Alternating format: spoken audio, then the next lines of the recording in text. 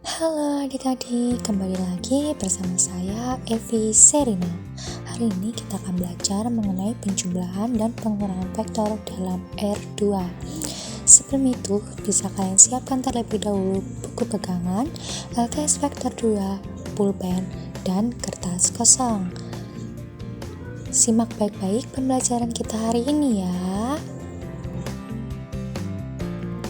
Jenny dan Lisa merencanakan perjalanan dari sekolah ke Hypermart. Jika naik mobil, mereka akan mampir ke ATM dahulu, kemudian ke Hypermart. Tapi, jika naik motor, mereka akan langsung dari sekolah menuju ke Hypermart. Jenny dan Lisa menggambarkan rute perjalanannya dalam bentuk vektor sebagai berikut, yaitu pada gambar 8, dengan S mewakili sekolah, kemudian A mewakili ATM, dan H mewakili Hypermart. Nah, dari gambar tersebut, rute sekolah ATM itu diwakili oleh vektor SA atau vektor U, dan dilanjutkan dengan rute ATM Hypermart yang diwakili oleh vektor AH atau vektor V. Dari gambar yang dibuat Jenny dan Lisa, rute perjalanan naik mobil dari sekolah, ATM, Hypermart itu sama hasilnya dengan rute perjalanan naik motor dari sekolah ke Hypermart. Atau jika dalam bentuk vektor, yaitu vektor SA ditambah vektor AH itu akan sama dengan vektor SH. Perhatikan gambar 8, di situ titik A itu berperan sebagai ujung dari vektor U dan juga berperan sebagai pangkal dari vektor V. Jadi titik A itu adalah titik pertemuan antara ujung vektor U dan pangkal V. Kemudian titik S itu adalah pangkal dari vektor U. Dan titik H itu sebagai ujung vektor V. Nah, permasalahan mengenai rute Jenny dan Lisa itu merupakan permasalahan mengenai jumlah dua vektor atau resultan dari dua vektor. Kemudian untuk menggambar jumlah dua vektor itu dapat dilakukan dengan cara seperti yang ada pada gambar 8, yaitu dengan menghimpitkan ujung vektor pertama dengan pangkal vektor kedua, di mana di situ kita himpitkan ujung vektor U dengan pangkal vektor V. Dan hasilnya adalah vektor dengan pangkal vektor pertama dan ujung vektor kedua, yaitu penjumlahan dari vektor U ditambah vektor P itu adalah vektor dengan pangkal vektor U dan ujungnya adalah vektor V. Nah, cara ini disebut sebagai aturan segitiga ya. Kemudian selanjutnya, selain dari aturan segitiga, kita juga bisa menggunakan cara dengan menghimpitkan pangkal kedua vektor U dan vektor V. Nah, jumlah kedua vektor adalah diagonal jajar genjang yang sisi-sisinya adalah vektor U dan vektor V. Mari perhatikan gambar 9. Pada titik S bisa kalian perhatikan bahwa titik S itu tempat menghimpitnya pangkal kedua vektor U dan vektor V. Kemudian untuk jumlah kedua vektor di mana diagonalnya adalah di sini yang dinyatakan sebagai penjumlahan vektor U dan V. Cara ini itu disebut sebagai aturan jajar genjang. Selanjutnya, sebuah perahu akan digunakan untuk menyeberangi sungai yang lebarnya 24 meter. Sungai itu mempunyai kecepatan arus 5 meter per detik. Arah perjalanan perahu tersebut dapat digambarkan sebagai berikut, yaitu pada gambar 10, di mana vektor AB ini menyatakan arah dan jarak yang ingin ditempuh perahu. Kemudian vektor BC menyatakan kecepatan arus, dan vektor AC itu sama dengan penjumlahan dari vektor AB ditambah vektor BC yang menyatakan arah dan jarak perjalanan perahu. Untuk lebih jelasnya, perhatikan gambar berikut ini. Nah, penjumlahan vektor A tambah B dengan menggunakan aturan segitiga, maka jumlah antara vektor A dan vektor B dapat ditentukan dengan cara menggeser vektor A atau vektor B tanpa mengubah arah dan besarnya, sehingga titik pangkal B bertemu dengan titik ujung A. Bisa kalian perhatikan di sini kita geser vektor A dan B sehingga titik pangkal B itu bertemu dengan titik ujung A. dan penjumlahannya diperoleh dari titik pangkal A dan titik ujung B, atau juga dapat dengan cara titik pangkal A bertemu dengan titik ujung B dan jumlahnya diperoleh dari titik pangkal B dan titik ujung A. Di sini titik pangkal A bertemu dengan titik ujung B. Selanjutnya perhatikan gambar berikut ini. Nah, cara lain untuk memperoleh penjumlahan dari vektor A ditambah vektor B yaitu menggunakan aturan jajar genjang. Caranya yaitu titik pangkal vektor B digeser ke titik pangkal vektor A sehingga bisa dilukis menjadi jajar genjang. Nah, penjumlahannya adalah diagonal yang ditarik dari ujung persekutuan titik pangkal kedua vektor tersebut. Di sini adalah ujung persekutuan titik pangkal kedua vektor tersebut. Sesuai pengertiannya, untuk vektor A ditambah vektor B, maka di sini adalah diagonalnya. Atau dapat kita nyatakan sebagai penjumlahan dari vektor A ditambah vektor B. Selanjutnya perhatikanlah gambar berikut. Di situ ada gambar 11. Nah, dari gambar 11 itu diperoleh ada vektor AB, di mana arah vektor AB itu ke kanan atas. Jadi untuk komponen horizontal dari vektor AB itu ada 1, 2. Jadi di sini 2, kemudian untuk komponen vertikalnya 1, 2, 3, 4. Kita tulis di sini 4. Selanjutnya ada vektor PC yang arahnya ke kanan bawah, di mana komponen horizontalnya ada 1, 2, sehingga kita tulis 2, dan komponen vertikalnya ada 1, 2, 3, 4, 5, 6. Karena arahnya ke bawah, maka kita tulis di sini negatif 6. Satu lagi contoh yaitu vektor CD, di mana komponen horizontalnya ada 1, 2, 3, 4. Karena dia ke kanan maka dia bernilai positif 4, dan komponen vertikalnya ada 1, 2, 3, sehingga di sini kita tulis 4, 3. Selanjutnya kalian bisa cari sendiri untuk komponen vektor DE, komponen vektor EF, dan komponen vektor AF. Kalau kita jumlahkan, maka vektor AB ditambah vektor BC ditambah vektor CD ditambah vektor DE ditambah vektor EF sama dengan kita masukkan komponen dari vektor AB, vektor BC, vektor CD, vektor DE, dan vektor EF. Sehingga di sini 2, 4 ditambah 2 negatif 6 ditambah 4, 3. Untuk di sini dan di sini silakan kalian masukkan komponen vektor DE dan vektor EF-nya. Untuk menjumlahkan vektor, caranya itu sama seperti ketika kalian menjumlahkan matriks. Misalnya di sini ada vektor U yaitu 1, 2, dan vektor V yaitu 3, negatif 1, kemudian tentukanlah vektor U ditambah vektor V. Nah, vektor U ditambah vektor V itu sama dengan 1, 2 ditambah 3 negatif 1, atau sama dengan 1 ditambah 3, 2 ditambah negatif 1, kemudian 1 tambah 3, 4, 2 ditambah negatif 1 sama dengan 1. Jadi hasilnya adalah 4, 1.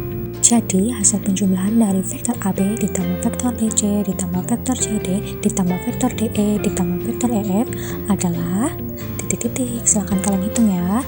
Selanjutnya pertanyaannya, apakah vektor AB ditambah vektor BC ditambah vektor CD ditambah vektor DE ditambah vektor EF itu akan sama dengan vektor AF?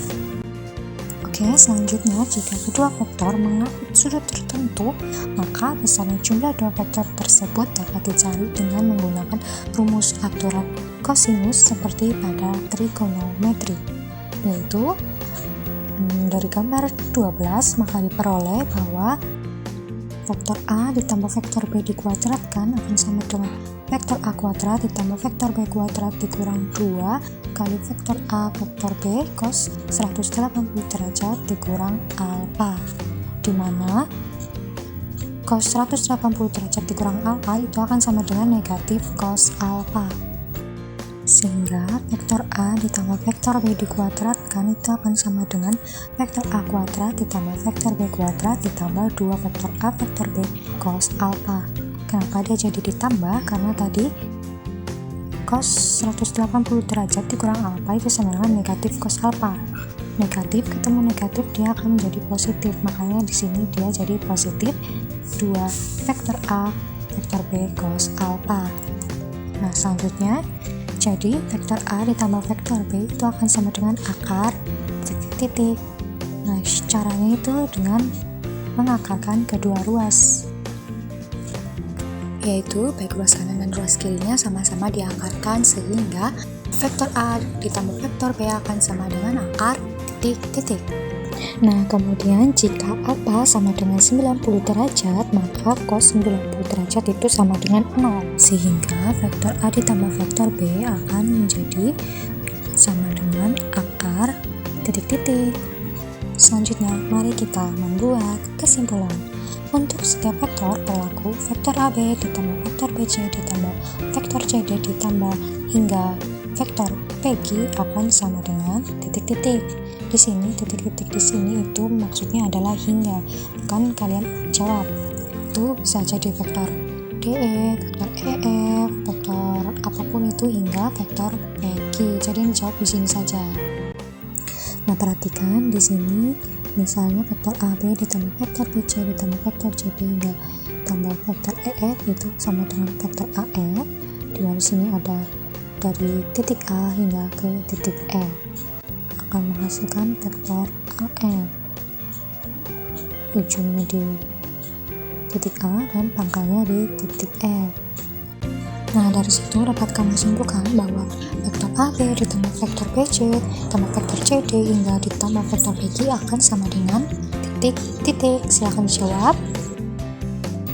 Nah yang kedua, jika kedua vektor mengambil sudut tertentu, maka besarnya jumlah dua vektor tersebut, yaitu vektor A ditambah vektor B akan sama dengan akar titik. Untuk kesimpulan yang ini bisa kamu peroleh dari sini ya, dari yang sudah kamu kerjakan, kamu tulis ke kesimpulannya. Selanjutnya adalah pengurangan vektor pada bidang letter. Pengurangan atau selisih itu adalah lawan dari penjumlahan. Kalian bisa menghitung pengurangan dua vektor ini dengan cara menjumlahkan vektor pertama dengan lawan atau negatif dari vektor kedua, sehingga vektor A dikurang vektor B sama dengan vektor A ditambah negatif vektor B. Selanjutnya perhatikan gambar berikut, gambar 13. Nah dari gambar tersebut dapat kalian perhatikan bahwa negatif vektor B itu besarnya sama dengan vektor B, hanya arahnya saja yang berbeda. Kemudian kita jumlahkan antara vektor A dan negatif vektor B menghasilkan vektor A dikurang vektor B. Dari apa yang sudah dipelajari, berdasarkan kegiatan tadi dapat disimpulkan bahwa penjumlahan dan pengurangan vektor dalam ruang dimensi 2 jika vektor A sama dengan A1A2 dan vektor B sama dengan B1B2, maka berlaku vektor A ditambah vektor B sama dengan titik-titik dan vektor A dikurang vektor B sama dengan vektor A ditambah negatif vektor B sama dengan titik-titik, atau vektor A dikurang vektor B akan sama dengan titik-titik. Tinggal kalian masukkan komponen-komponen dari vektor A dan vektor B, kemudian kalian operasikan ya. Perhatikan ini adalah komponen vektor A dan vektor B-nya. Jadi di sini komponen vektor A-nya kalian tulis di sini dan komponen vektor B-nya kalian tulis di sini. Baru kalian jumlahkan. Kemudian di sini kalian tulis komponen vektor A dan di sini komponen vektor B-nya. Baru kalian hitung pengoperasian dari komponen vektor A ditambah dengan negatif dari komponen vektor B. Kemudian positif ketemu negatif akan hasilnya negatif. Begitu juga untuk yang ini, kalian tulis komponen vektor A di sini dan komponen vektor B di sini. Kemudian langsung kalian kurangkan setiap komponennya. Jadi kesimpulannya, jika vektor A sama dengan A1A2 dan vektor B sama dengan B1B2, maka untuk setiap vektornya berlaku vektor A dikurang vektor B akan sama dengan, di sini kalian tuliskan komponen vektor A-nya dan ini komponen vektor B-nya ditulis di sini, baru kalian kurangkan. Selanjutnya adalah contoh soal. Contoh yang pertama, diketahui vektor OP sama dengan 26 dan vektor OQ sama dengan 32. Tentukanlah penjumlahan dari vektor OP ditambah vektor OQ dan vektor OQ dikurang vektor OP. Penyelesaiannya, vektor OP ditambah vektor OQ sama dengan kita masukkan komponen vektor OP dan komponen vektor OQ-nya, kemudian kita jumlahkan sehingga 2 ditambah 3 sama dengan 5 dan 6 ditambah 2 sama dengan 8. Untuk yang vektor OQ dikurang vektor OP, kita masukkan komponen vektor OQ dan vektor OP-nya, kemudian kita kurangkan sehingga 3 dikurang 2 sama dengan 1 dan 2 dikurang 6 sama dengan negatif 4. Ke contoh kedua, seorang penjual roti menjual 2 jenis roti, yaitu roti coklat dan roti stroberi. Hari ini dia membawa 20 roti coklat dan 15 roti stroberi. Pada pagi hari, Dina sebagai pembeli pertama membeli 3 roti coklat dan 4 roti stroberi. Kemudian ada Sabila yang membeli 2 roti coklat dan 1 roti stroberi. Dan sekarang ada pembeli ketiga yaitu Melinda yang membeli 5 roti coklat dan 3 roti stroberi. Pertanyaannya, berapakah total roti yang terjual dan berapakah sisa roti yang belum terjual? Penyelesaiannya kita misalkan vektor D adalah Dina, vektor S adalah Sabila, dan vektor M adalah Melinda. Tadi Dina membeli 3 roti coklat dan 4 roti stroberi, sehingga kita tulis vektor D sama dengan 3, 4. Kemudian Sabila membeli 2 roti coklat dan 1 roti stroberi, sehingga kita tulis vektor S sama dengan 2, 1. Dan Melinda membeli 5 roti coklat dan 3 roti stroberi, sehingga vektor M sama dengan 5, 3.